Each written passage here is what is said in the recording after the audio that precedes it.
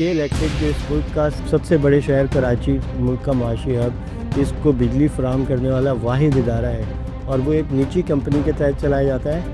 اور اس سال ہی کے الیکٹرک کے جو مالکان ہیں، جو نجی کمپنی جو اب شیئر ہولڈرز ہیں، جو فورن شیئر ہولڈرز ہیں، ان کے آپس کے تنازع میں یہ پتہ لگا ہے کہ کے الیکٹرک میں اس وقت بھی ایک یو ایس کو انتہائی مطلوب ملزم اور فورن فنڈنگ کیس میں پی ٹی آئی پر جن پر الزام ہے کہ وہ بھارتی شہریوں اور اسرائیلی بزنس مینوں سے فنڈنگ لیتے رہے، تو اس کے سہولت کار عارف نقوی آج بھی کے الیکٹرک کی مینجمنٹ اور شیئر ہولڈرز پر اپنا اثر و رسوخ رکھتے ہیں اور وہ اس پر اثر انداز ہو رہے ہیں، جو کہ پاکستان کے اداروں کے لیے اور پاکستان کے شہریوں کے لیے انتہائی میرا خیال ہے فکر مند بات ہونی چاہیے۔ السلام علیکم ناظرین، ڈیلی اسکوپ ٹی وی سے میں ہوں وکیل الرحمان اور میرے ساتھ ہیں سینئر صحافی عادل جواد۔ ناظرین، عارف نقوی کا نام آپ نے سنا ہوگا۔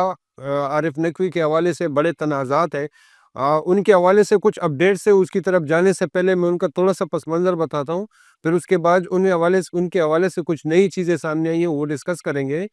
عارف نقوی کا نام جو ہے وہ کئی تنازعات کے ساتھ جڑا ہوا ہے۔ امریکہ میں اس وقت وہ فراڈ، منی لانڈرنگ سمیت کئی سنگین قسم کے الزامات کا سامنا کر رہے ہیں۔ اس کے علاوہ پاکستان میں تحریک انصاف کی فنڈنگ کا بھی جو ہے ان پر الزام ہے، اور بھی اس طرح کی بہت ساری چیزیں ان کے ساتھ جڑی ہوئی ہیں۔ وہ کے الیکٹرک کے جو ابراج گروپ تھے ان کے سی او تھے، اور اس وقت جو ہے وہ یو کے میں موجود ہے، اور وہ پاکستان میں بھی کئی ان پر شاید الزامات ہیں۔ تو ان حوالے سے جو ہے وہ عادل صاحب آپ کے پاس کچھ تفصیلات تھی کہ شاید ان کے حوالے سے کوئی نئی چیزیں سامنے آئی ہے۔ وکیل صاحب، یہ بڑا ہی انٹرسٹنگ فگر ہے، لیکن اس میں سب سے اہم بات یہ ہے کہ کے الیکٹرک جو اس ملک کا سب سے بڑے شہر کراچی ملک کا معاشی ہب اس کو بجلی فراہم کرنے والا واحد ادارہ ہے اور وہ ایک نجی کمپنی کے تحت چلایا جاتا ہے۔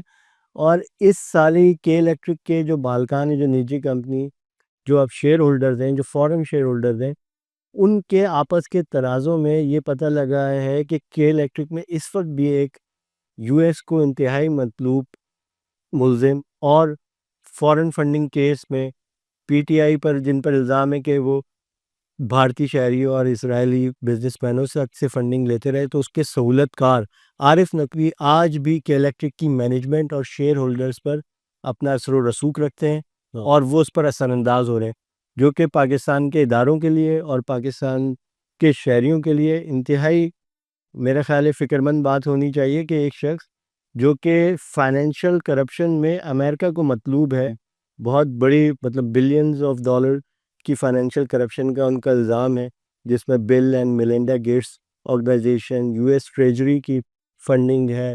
اس میں ان پر الزام ہے کہ انہوں نے جو ہے اپنے انویسٹرز سے جھوٹ بولا، انہیں ان کے جو ہے فنڈز، ان کے جو سرمایہ پہ جو ان کو انکم آنی تھی وہ غلط بتائی گئی، ان کے فنڈز کو مس اپروپریٹ طور پہ ذاتی مقاصد کے لیے یوز کیا گیا۔ تو وہ آدمی آج بھی کے الیکٹرک کی موجودہ مینجمنٹ اور جو ہے وہ اس پر اثر انداز ہو رہا ہے، ان کے بورڈ آف ڈائریکٹرز پہ۔ یہ بات کیسے سامنے آئی؟ یہ سامنے آئی کہ جب کے الیکٹرک ابراج گروپ پر یہ الزام سامنے آیا کہ وہ کے الیکٹرک کی جو ہے وہ بنیادی طور پہ امریکن ابراج گروپ کے پاس بہت سارے فنڈز تھے، اس میں ایک فنڈ، اور چونکہ وہ Dubai base you a E base company تھی، تو اس میں امریکن گورنمنٹ اینڈ یہ جو مائکروسافٹ کے جو اونر ہیں، بل گیٹس فاؤنڈر اونر، اور ان کی وائف اس وقت فارمر وائف ہیں شاید، بل اینڈ میلنڈا گیٹس، ان کی ایک ویلفیئر فاؤنڈیشن ہے، اس کے فنڈز تھے۔ اس میں جب یہ پتہ لگا کہ اس میں جو ہے فٹ بٹ کی گئی ہے، اس کو غلط ان سے جھوٹ بولا گیا انویسٹر سے، تو ابراج گروپ کے خلاف امریکہ میں باقاعدہ انویسٹیگیشن اسٹارٹ ہوئی، اور یہ اس وقت یو کے میں اپنے گھر پہ مقیم تھے، تو انہیں گرفتار کر لیا گیا، عارف نقوی کو۔ جب عارف نقوی کو گرفتار کیا گیا، اور تو اس کے بعد ابراج کے ایک اہم جو ان کے ایگزیکٹو ممبر تھے ایگزیکٹو کمیٹی کے، وہ وعدہ معاف گواہ بن گئے یو کے میں، اور انہوں نے ان کے خلاف پوری، تو اس کے بعد ابراج گروپ کو یو اے ای گورنمنٹ نے ابراج گروپ کو ختم کر تحلیل کر دیا، اور اس کے جو انویسٹرز تھے ان میں ان کی انویسٹمنٹ کے حساب سے ان کے جو ایسٹس تھے وہ اس طرح تقسیم کر دیے۔ اب وہ ایسٹس تقسیم ہوئے تو اس میں کے الیکٹرک میں بھی اس کے جو کے الیکٹرک میں جو ابراج گروپ کی انویسٹمنٹ تھی، ظاہر ہے وہ مختلف انویسٹرز کی، جس میں کویتی گروپ تھا اور دیگر مڈل ایسٹ کے انویسٹرز تھے. تو جو کے الیکٹرک کے انویسٹرز تھے انہوں نے کیمن آئلینڈ میں بیسیکلی کیس پاور کے نام سے ایک کمپنی رجسٹر تھی جو کے الیکٹرک کی مالک ہے، آج بھی مالک ہے. اس میں میجورٹی شیئر ہولڈر اس سے پہلے الجمیہ گروپ ایک سعودی تھا جب 2005 میں نجکاری ہوئی، اور دوسرا گروپ ہے ابراج جو 2009 میں اس نے اس کے الجمیہ گروپ سے 50% شیئرز خریدے. ابراج گروپ کی تحلیل ہو گیا، اس پہ الزامات آ گئے اس کے میں. تو جو ابراج کے جو شیئر ہولڈرز تھے، جو انویسٹرز تھے جنہوں نے کے الیکٹرک میں انویسٹ کیا تھا، انہوں نے اپنے شیئرز فروخت کیے، اور وہ شیئرز فروخت کو خریدنے والے یہ سیج وینچر گروپ تھا، جس کے سی او شہریار چشتی ہیں، ریوو کمپنی کے بھی مالک ہے، بول نیوز چینل کے مالک ہیں، بڑے بزنس انویسٹمنٹ بینکنگ کا بڑا نام ہے. وہ لوگ انہوں نے یہ شیئرز خریدے، اور انہوں نے شیئرز خریدنے کے بعد کے الیکٹرک کے بورڈ آف ڈائریکٹرز میں اپنے 2 ممبران انڈکٹ کرنے کے لیے باقاعدہ ایک قانونی طریقہ اختیار کیا. تو اس کے خلاف الجمیہ گروپ جو سعودی گروپ تھا وہ چلا گیا کیمن آئلینڈ کی کورٹس میں، اور انہوں نے ایک سندھ ہائی کورٹ میں بھی اسٹے آرڈر لیا کہ کے الیکٹرک کے بورڈ آف ڈائریکٹر کو تبدیل نہ کیا جائے. یہ 2022 کی بات ہے. اس کے بعد اس میں مختلف پیشیں چلتی رہیں کیمن آئلینڈ میں. سیج وینچر گروپ یا شہریار چشتی ایک کے بعد ایک کیس جیتتے چلے گئے، اور الجمیہ گروپ مختلف فورمز پہ اپیلیں کرتا رہا، اور آخر میں 5 دسمبر کو ایک ڈیسیژن آیا جس میں کورٹ نے فائنل ڈیسیژن دیا ہے کہ یہ لیگلی شیئرز خریدے ہیں سیج وینچر گروپ نے، اور کے الیکٹرک الجمیہ گروپ نے جو سندھ ہائی کورٹ میں کیس دائر کیا ہے وہ بھی شیئر ہولڈر ایگریمنٹ کی خلاف ورزی ہے. تو وہ فوری طور پر ابراج گروپ الجمیہ گروپ واپس لے اس کیس کو. اسی کوس پروسیڈنگ کے دوران عدالت نے یہ الجمیہ گروپ سے یہ ریکارڈ مانگا کہ ان کے جو بورڈ آف ڈائریکٹر کے الیکٹرک کے بورڈ آف ڈائریکٹر میں جو ان کے نمائندے ہیں، 2023 میں ان کی ملاقات ہوئی عارف نقوی سے، اور عارف نقوی انہیں جو ہے ایڈوائز کرتے رہے کہ کس طرح سیج وینچر گروپ کو روکا جائے.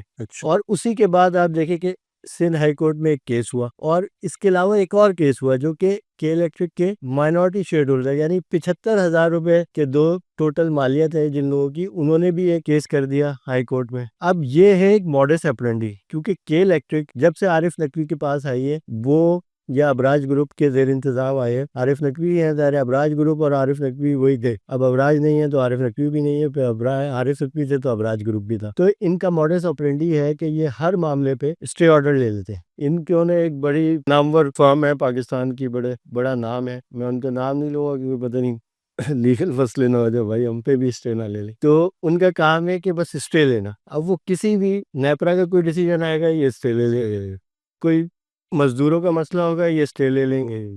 یہ جو آپ کا انڈسٹریل کمیشن ہوتا ہے جو مزدوروں کے حوالے سے لیبر کورٹس ہوتی ہیں وہ ہوتی ہے، یہ اس وقت کے الیکٹرک کے سینکڑوں اسٹیج پہ چل رہی ہے. کہ کوئی بھی چیز ہوگی، میٹر رینٹ نہ لینے کا فیصلہ ہے نیپرا کا، آپ نے اسٹے لے لیا، فلانا آیا اسٹے لے لیا. ابھی ان کے موجودہ سی او مونی سلوی، اب مونی سلوی پر یہ ثابت ہو گیا کہ انہوں نے خاتون سے سیکس ہیراسمنٹ کی ورک پلیس پر، اور صوبائی محتسب نے ان کو باقاعدہ سزا دے دی، اس پہ اسٹے مل گیا، اس پہ بھی وہی. یہ اسی بات تو صحیح ہے کہ وہ عارف نقوی کا جو انداز ہے وہ ابھی تک چلا رہے، کم از کم تو الیکٹرک کا نام نا اسٹے الیکٹرک ہونا چاہیے.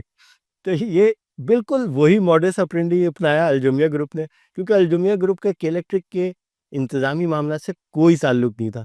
جس وقت انہوں نے 2005 میں اس میں میجورٹی شیئر ہولڈر لی تھی اور خریدی تھی، اور وہ بنے تھے 63%، پاکستان سے ایک ارینجمنٹ کے ذریعے سیمنٹس پاکستان کو اس کا آپریشنل کانٹریکٹ دیا گیا تھا، جو کہ 3-4 سال ان کے پاس رہا، وہ نہیں چلا سکے. تو 2009 میں عارف نقوی اور ابراج گروپ آئے، اور انہیں الجمیہ گروپ نے اپنے شیئرز میں سے آدھے شیئرز دے کے انہیں مالک بنا دیا، اس بیس پہ کہ وہ انویسٹمنٹ کریں گے، اپنی جو کیپٹل وہ لا رہے ہیں وہ انویسٹ کریں گے، وہ ان کو نہیں دے.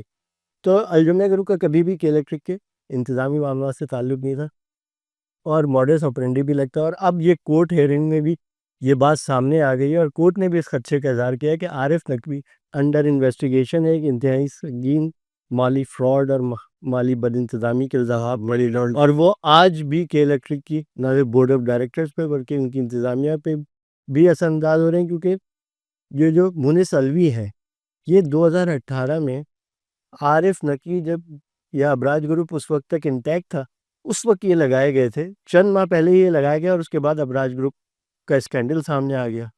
آج تک وہی مینجمنٹ، وہی چیزیں، اور یہ سینکڑوں درجنوں اسٹیز کے ذریعے یہ اسی کو چلائے جا رہے ہیں. ابراج گروپ ختم ہو چکا، عارف نقوی ختم ہو چکے، سب کچھ ختم ہو چکا، لیکن کے الیکٹرک پہ ان کی نہ صرف ٹیم موجود ہے، ان کی لابی موجود ہے، اور آج بھی وہ چیزوں پہ اثر انداز. یہ انہوں نے باقاعدہ لکھ کے دے دیا، مطلب وہ کیا ان کا ورڈنگ کیا ہے کہ وہ خیال ظاہر کر رہے ہیں کہ ان کا اثر موجود ہے، یا ان کا باقاعدہ مطلب وہاں کورٹ میں یہ ایویڈنس پیش کیے گئے کہ ان کی ملاقاتیں ہوئی ہیں عارف نقوی کے ساتھ. الجمیہ گروپ کے جو بورڈ آف ڈائریکٹرز کے نمائندے ہیں، کے الیکٹرک میں ان کے نمائندے ہیں، ان کی ملاقاتیں ہیں عارف نقوی سے، اور اس میں کورٹ نے خدشے کا اظہار کیا ہے کہ اس ملاقات کا اور کوئی مقصد سمجھ نہیں آتا ہے سوائے اس کے کہ یہ اثر انداز ہو رہے ہیں. یہ جو پیسفل، جس کو کہتے ہیں ٹرانزیشن آف پاور ہوتی ہے، جو سیاسی اصطلاح میں یوز کیا ہے، تو پیسفلی یا لیگلی یا اسموتھلی جو ٹرانسفر آف شیئر ہولڈنگ اور